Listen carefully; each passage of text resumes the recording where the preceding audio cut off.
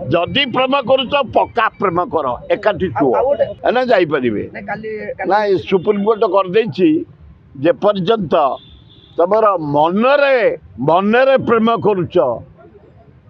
सेतरे जदि तुम को होटेल रे शोइब किसी असुविधा ना मनरे भल करुथब आउ तुम ओपर ओपर कर से अलाउ आ से परा सुप्रीम कोर्ट कर 18 वर्ष एज होइथब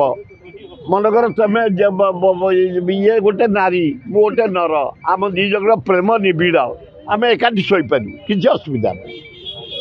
आउगुड़ाक अधिका कहटा भल हम सुप्रीम कोर्ट ऑर्डर को मानिक चलिया पड़ो जदि प्रेम करुच पक्का प्रेम कर एकाठी छुआ।